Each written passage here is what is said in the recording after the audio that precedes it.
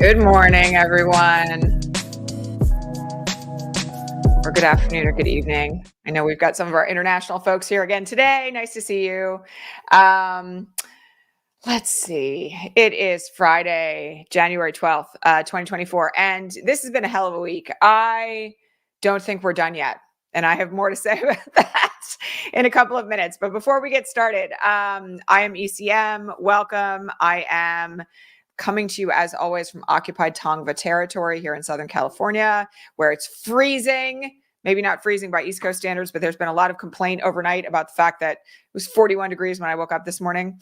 I want everybody to, before I do that, for our visually challenged viewers, I am wearing an oatmeal colored sweater today over top of a white ribbed tank.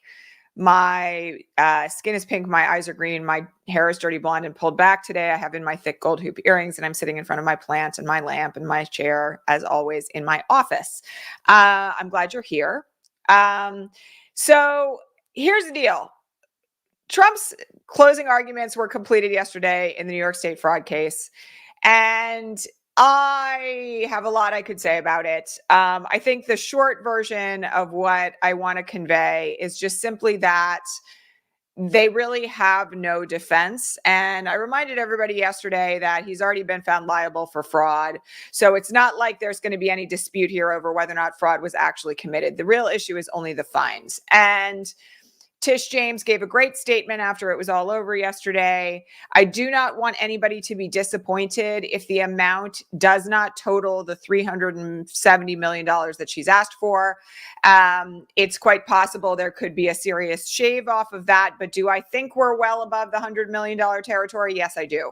And the math that was presented yesterday, makes it very clear that there's a strong basis for at least $160 million in fines on the basis of saved interest alone on the basis of Donald Trump's fraud.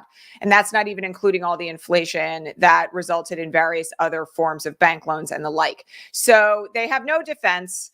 Chris Kaiser's defense statements in closing were laughable in some instances, not persuasive in others.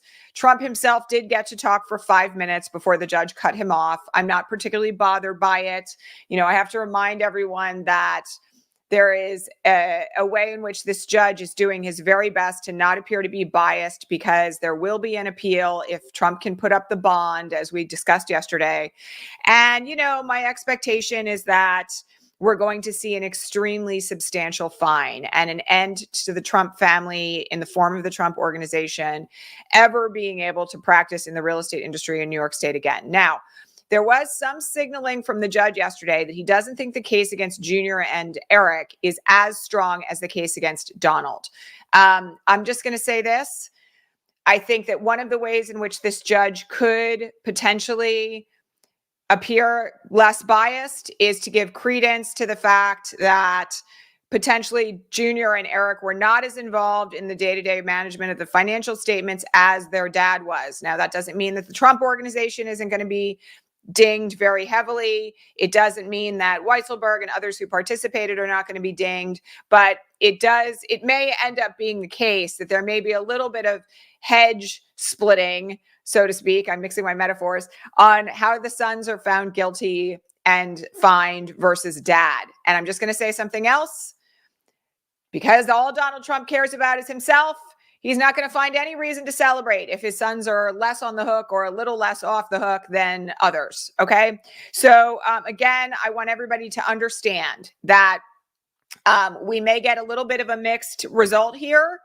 I don't think it's going to be a bad result by any stretch of the imagination. And I think that, you know, folks have to get their proportionality in mind, that if, you know, we're over $100 million, he does not have that much cash, and it will be the end to him financially in terms of his business.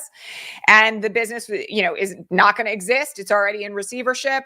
And the fact that they will essentially be run out of New York State is a very big deal, given the legacy of the Trump organization inside the state and in New York City in particular. So prepare yourself and don't kind of like assume that anything is horrible if it's, you know, 160 or 150 and not 370. And if Junior and Eric aren't as liable as somebody else, like there's a whole bunch of ways that this could go and none of them are going to be bad for us. All right.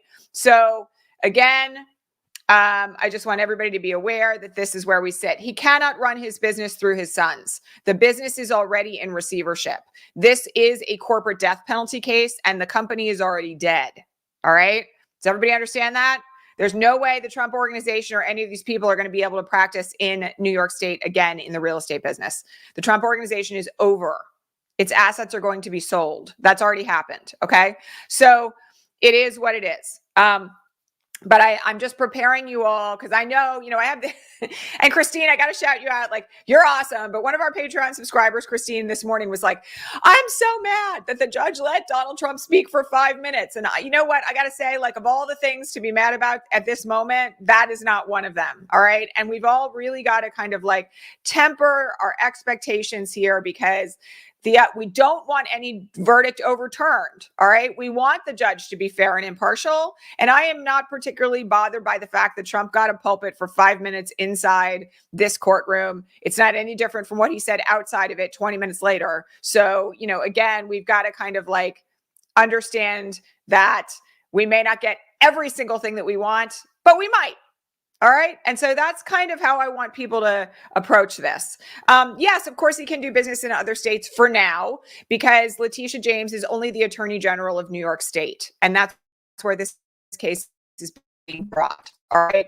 But again, I got to remind you all, the real estate holdings of the Trump organization, first of all, the Trump organization is in receivership anyway. So any assets that are held by the Trump organization can be liquidated to pay for this judgment. It's in receivership inside New York State. All right. So that means if they own property outside of New York State, there could arguably be an action initiated to have that property sold off to pay the judgment. So again, let's not get wound up about this. All right. And I also want people to understand that the vast majority of the real estate holdings are in New York State, the vast majority. So again, Mar-a-Lago, the Doral, many of these other buildings, by the way, that have his name on it are not owned by him. He's just licensed the use of his name. So again, let's just get clear on what's happening. Okay. All right. We have, now that we're done in New York on civil fraud, on Tuesday, we start in New York federal court again on E Jean Carroll's second defamation case. Judge Kaplan has already issued a ruling, this dropped yesterday, that Trump will not be allowed to relitigate any of the issues related to the sexual assault. He can't claim that he didn't sexually assault her. He can't claim that he didn't defame her previously. He's not allowed to attack her character. He's not allowed to claim that he never met her. All of the various factual issues that were litigated in the very first case and resolved by the jury are not going to be relitigated here again. The only issue at stake in this second trial is how much, this will sound familiar, how much Donald Trump is going to have to pay in damages for defaming E Jean Carroll again by saying the same thing that found him guilty in the first civil trial. All right. So that starts Tuesday. I already told you guys it's going to be a crazy January because, by the way, Judge Engoron said yesterday at the close of the New York State fraud case that he expects to rule by the 31st of this month. So in the next 2 weeks, we're going to have the ongoing well, first of all, we have the Iowa caucuses on Monday. Then we have the E Jean Carroll second trial starting on Tuesday. And sometime between now and the end of the month, we're going to have a ruling that's going to kind of essentially decimate Donald Trump financially for the rest of his life. And then on top of it, we are waiting on a ruling out of the DC Circuit on the issue of civil immunity, and we have briefing underway in front of the Supreme Court on the Colorado ballot initiative appeal. I'm just going to tell you all, by the way, my gut is telling me very strongly, for what it's worth, that we're going to have a ruling from the DC Circuit today. When I said I thought we weren't done today, that's why. Could be wrong, but I'm telling you, like, my woo-woo is up, and I think we're going to get a ruling out of the DC Circuit today. Okay. I want everybody to remember something fairly important here in the context of the criminal trials, because for the last couple of days, I've had a bunch of questions on the Patreon feed, and some of you folks who are watching on the replay of the broadcast have asked this question in comments on YouTube about the issue of an insanity plea. All right. So some of you who have been here for a while know that I've talked about this from time to time over the last 7 years. Let me just make it really clear. He does not have an insanity defense to the charges that have been levied against him criminally. All right. In some states, if you commit murder, you have an insanity defense. I was too crazy to know the difference between right and wrong. But whether or not that defense is available depends on the crime that is charged. He does not have an insanity defense in these to these charges. Okay. The other thing I'm just going to point out here is he could claim, arguably, and I'm going to tell you why this isn't going to happen, that he's so mentally unwell that he cannot assist in his own defense. That's different. That's about competency to stand trial, period. All right. But I'm going to point something out. When you are incompetent to stand trial, you don't just get off and go walk around the street. They put you in a prison for the criminally insane until you are fit to stand trial. That's the way that it works. Okay. Now, Trump is not going to assert an insanity defense. Like, I just have to just really dismiss this out of hand. And I want everybody to understand why. He is a malignant narcissist with sociopathic tendencies. A malignant narcissist will never, under any circumstances, allow their attorney to argue that they're crazy. It would be the ultimate blow to his malignant narcissism to assert a defense that he is not mentally competent, not even a defense, to just even to assert that he is not mentally competent enough to assist in the defense of his own criminal trial. He will never do that. It would also require him to submit to a psychiatric evaluation, and testimony would have to be presented in court of his mental incompetence. The chances of this happening are less than zero. It will not happen. It will not happen. I mean, like, there are many things for which I come on here and I game like a 1% or a 5% or a 20% chance. The chances of this happening are nil. It will not happen. So I want everybody to just like let that one go. All right. And, you know, I think some of the reason why some of you are attached to this idea is because it's easier to imagine that he is making this up for the sake of evading criminal liability than it is to comprehend the fact that he is a madman who previously had access to the nuclear codes and is currently the front runner for the GOP nomination in 2024. I get it. It would be a lot more comfortable if he was making the whole thing up, but he's not. He's in grave mental decline. I mean, all you have to do is look at what he said outside of the courtroom yesterday when he claimed that Exxon had been run out of New York State by Letitia James when Exxon moved their headquarters in 1989. Okay. He's not well. He's not well. And, you know, also, I think everybody should understand that when malignant narcissists are cornered and they are confronted with accountability that may take away their freedom for the first time in their natural life, their true mental disability starts to truly come to the fore. Cornered narcissists go crazy.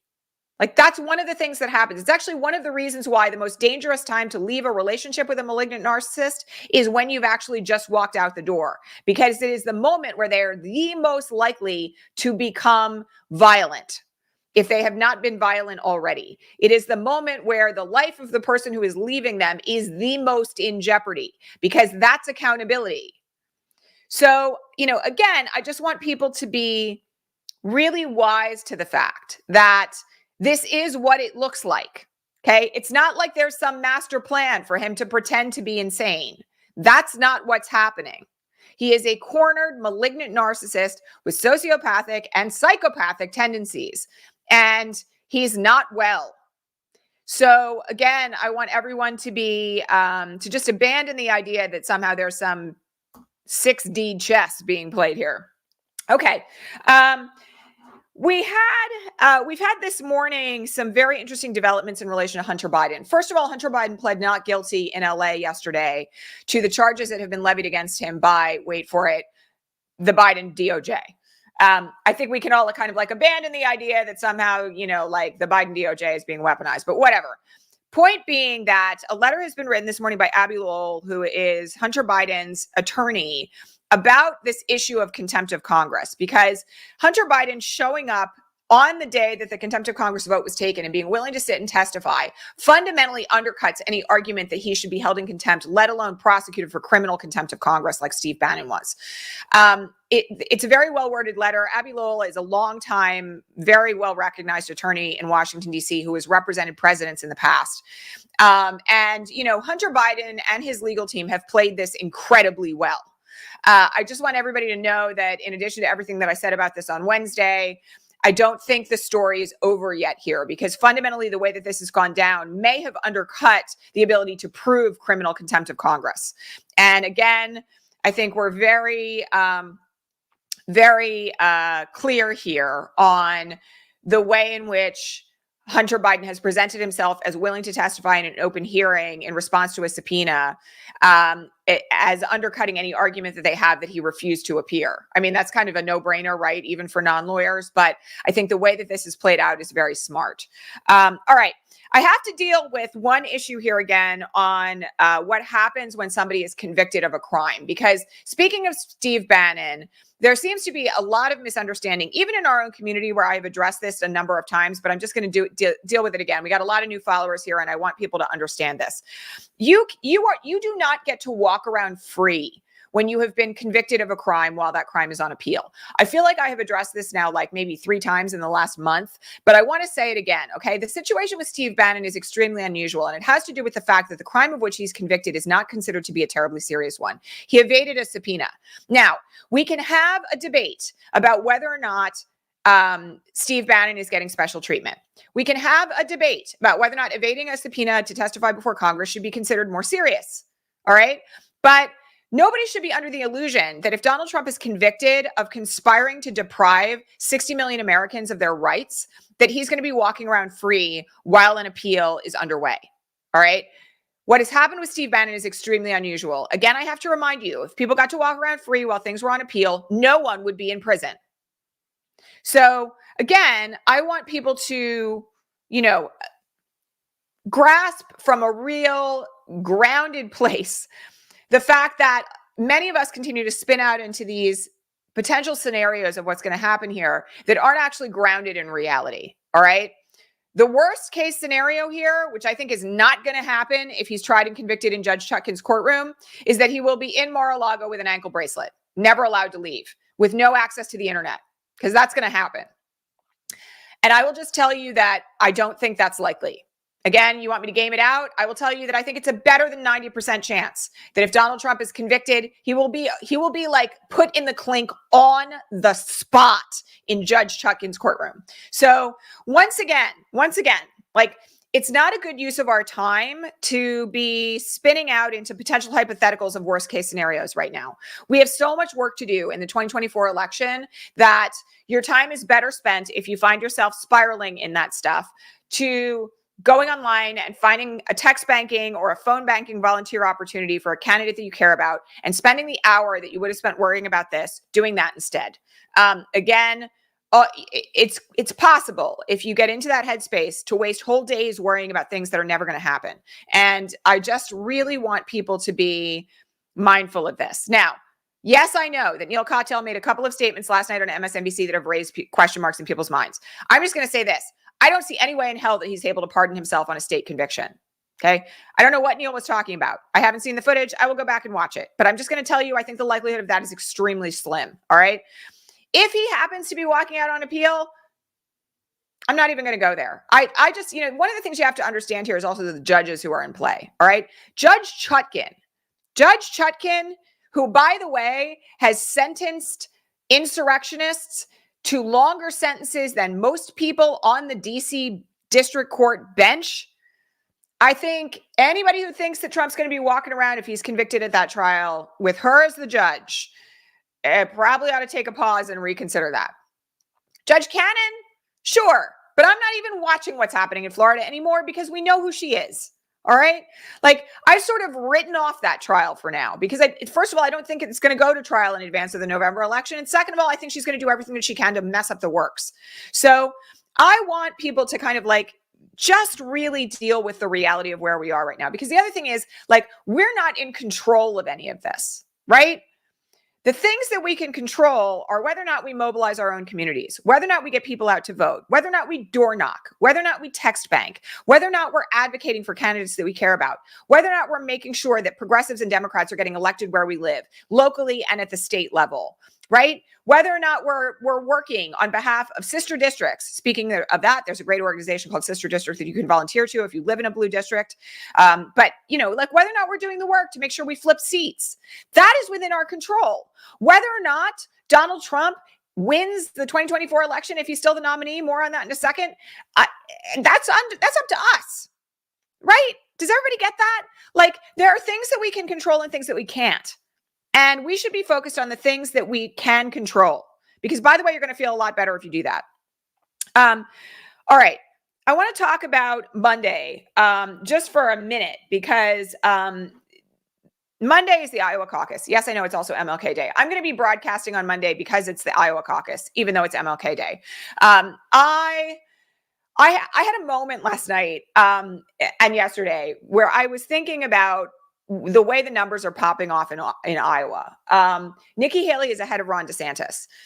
And I said this morning on Threads, I'm just going to repeat it here again. I'm really tired of interviews of people who are in the Trump camp, because we all know exactly where they stand. We all know that they're malignant racists. We all know that they think he's a god. We all know that they think he's sent by Jesus. It's like interviewing members of a cult and expecting somebody to go, oh, I'm not so sure about the cult leader anymore. Like, that's not going to happen, right? But we're facing down a kind of interesting situation here, because the numbers, I don't know. You guys know how I feel about polls. And I'm also watching what's happening in New Hampshire. And I'm kind of starting to wonder what happens if Nikki Haley comes within a few points of Trump in Iowa and beats him in New Hampshire and then wins South Carolina. I know that we've talked about what happens if Trump goes to prison, and what's going to happen if it happens after the RNC or just before the RNC. What happens if he wins the primaries and he's the nominee and then he ends up in the federal pen? We've talked about all of that. What we haven't talked about is what happens if he actually loses in the primary season. And I know the polls are saying he's way ahead right now, but I got to say New Hampshire's looking a little bit funky. And Nikki Haley is the former governor of South Carolina. All of these primaries, plus Nevada, which, by the way, has a caucus, and Trump didn't qualify for the primary, but the caucus is going to happen. It's very complicated there. That all four of those states have primaries or caucuses that are coming up between now and like the mid to late era of February. I've talked to a lot of senior organizers and politicians and people inside the DNC and others about how we have to be prepared to pivot and all of that. But I think we've got to just, I don't know. It's going to be a really interesting ride for the next few weeks, you guys. And I think everybody's prepared to go to war against Nikki Haley if she's the nominee as well. At this point, it's going to be a different campaign, but I don't know. I will just say that I think there's a not out of this world possibility that Nikki wins some of these primaries, and then we're going to have to see where it goes next. So just hold on for that, because the other thing I'll just say here is that in a weird sort of way, having Nikki Haley as the nominee, again, it will be a very different campaign. And I don't think she'll win. I think Chris Christie's like hot mic, an intentional moment is real. I think she'll get smoked, but it's going to make for a very different race if she starts pulling ahead in some of these primaries. So I just wanted to flag it for everyone, because there's a moment of like up and down happening right now in how some of these polls are looking, particularly in New Hampshire. And I don't know. We'll have to see. It's not up to the RNC. Does everybody understand that? If she wins all the primaries, like then it's a convention floor fight. Does everybody get that? That's how it works. Okay. It's not like the RNC gets to like supplant the will of the voters in the primaries. Okay. Anyhow, I felt the need to flag that today, because Monday is going to be a ride to begin with. And, you all know that I think Nikki Haley is a fascist in a skirt. I don't even think that. She is a fascist in a skirt, right? Like, for those of you who missed the debate on Wednesday, she wants to ban abortion. She believes that immigrants should be rounded up and deported en masse. She thinks that there should be shooting at the border to kill people who are trying to come into America. She is in favor of ending all medical care for trans people and banning all trans people from sports. Like, just because she looks the way that she looks and she has the body parts that she has does not mean that she is any less dangerous. Okay. Plus, she's also not that smart. So, you know, it is what it is, but nobody should be under the impression that she's a better candidate. Okay. She's horrible. In fact, she's just like a horrible, horrible human being, like amoral, malignant. Okay. All right. I always like to leave you guys with some good news. Britney Watts is not going to be prosecuted. A grand jury decided yesterday not to indict her. Now, one thing I want to point out, this is very good news and we should celebrate it, but there's one thing that I want to point out here. The situation with Britney Watts is not just about Britney Watts, as we all know. The situation with Britney Watts is a warning. And one of the things that I want people to be mindful of here is that in many ways, the potential prosecution of Britney Watts was a test. And it was a signal of how far the far right is willing to go, even in situations of miscarriage, to prosecute women and people who can get pregnant to keep us in line. I am very grateful that she is not going to be prosecuted. I hope she gets peace and therapy and help and support to heal from this ordeal, which is horrifying, on top of what she experienced during her miscarriage. All right. But I just want everybody to be aware that this is designed as a shot across the bow, because I want people to think about what happens now to women who are having and people who are having miscarriages, who walk into hospitals mid miscarriage and have to worry about a nurse reporting them to the police. I want people to think about whether or not people who are having miscarriages are going to seek medical care when they're bleeding out because they're afraid of potentially being prosecuted. So all of this is part of the reason why our mobilization in 2024 is so significant. All right. And it needs to be ongoing. And I'm just going to say one other thing. All of the messaging strategists that I have talked to, all of the people who are actively working on campaigns on behalf of progressive and Democratic candidates have told me that abortion has got to be top of mind in all the messaging that we do. You have the right to decide with your doctor when you need medical care. You have the right to make decisions about what you do with your own body. Like, all of this is linked, but I want everybody to remember that when we talk about abortion, we win, because the vast majority of Americans believe that abortion should be legal and on demand. So again, we've really got to kind of like continue to beat that drum. All right. Other really great news this morning is that there was another announcement from the Biden administration this morning on student loan forgiveness.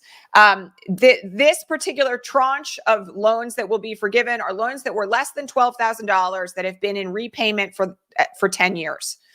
I'm so happy about this because I have friends from law school who are in this situation, you know, who went to law school with me 30 years ago, starting this August, who are still paying off their student loans. Mine, unfortunately, are more than $12,000 still, but I'm waiting on mine being forgiven too, right? Like, I paid off 2 of them.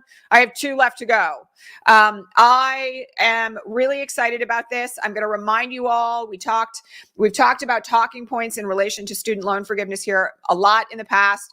There is some disinformation going around right now that Biden didn't live into his campaign promise of forgiving student loans. I got to remind everybody that he did, and it was shot down by Republicans who took him to court, and the Supreme Court denied his attempt to institute loan forgiveness. He is now working within the regulations of the Department of Education to get loan forgiveness done regardless, within the confines of what is permissible. It's extraordinary. It's really good. I want everybody to be talking about this. And this is one of many instances since that case happened where he has just flat out waived student loans. And, you know, they're in various circumstances under various conditions that are currently permissible under law, but it's not like he hasn't done it.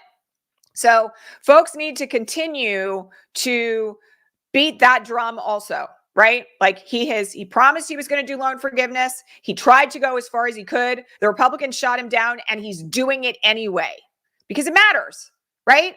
People like me, you know, this is why I said this morning on Threads, I'm waiting for those of us who have been carrying our loans for more than 25 years because, you know, it's impacting the ability of people of my generation to save for retirement because we're making $600, $700, $800,000 loan payments every month. It's stupid. You know, so again, I really want people to kind of like beat the drum of the good news. All right. I was asked on the Patreon feed this morning several times to comment on the international unified action in Yemen yesterday. I'm not going to do that today. What I'm going to do instead is I'm going to direct you to Heather Cox Richardson's newsletter. She wrote a piece that dropped in the very early hours of this morning on her newsletter that goes through the entire background of what has happened here. Before we have a conversation about this, I want everybody to go and read it. All right. And I also just want to remind everyone that every human life is sacred, because I always have to say that. And I also want to remind everyone that this is not a unilateral action, and this is not something that was undertaken with no provocation. And it is also not something that was done by the US alone. And until everybody has a complete grasp on the totality of what is happening here, and, you know, also, by the way, I just have to mention this, observes the fact that Donald Trump bombed Yemen more than all other presidents combined, I don't think we should be having a conversation about this on this broadcast. And I'm pointing to the Trump thing because I just also have to remind everybody, so much propaganda is out there right now that is being fronted by white supremacist accounts, claiming that they are pro-Palestinian, claiming that they are pro various other sorts of actions. And what they're actually trying to do is seed disinformation to keep Biden from being reelected and to get Trump reelected instead.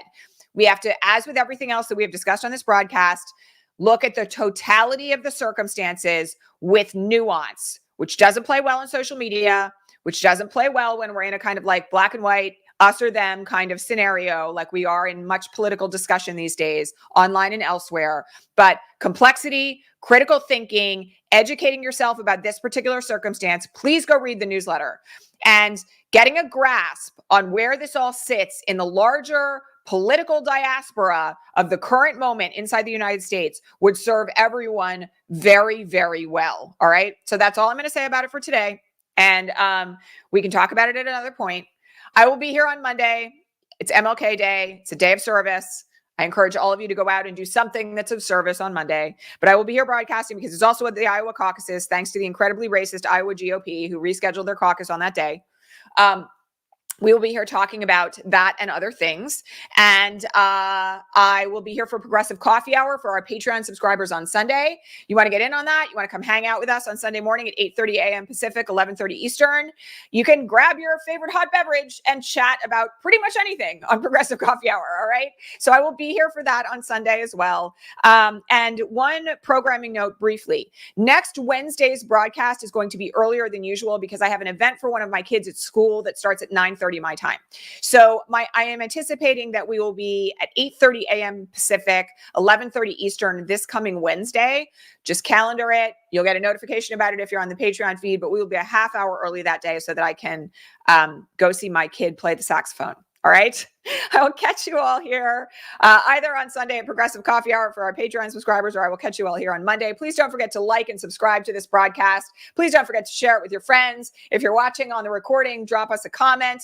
Tell us what you're excited about in 2024 and what you're doing to mobilize for the election. And I will catch you all here very, very, very soon. All right. Much love, everyone. Have a great weekend. Bye.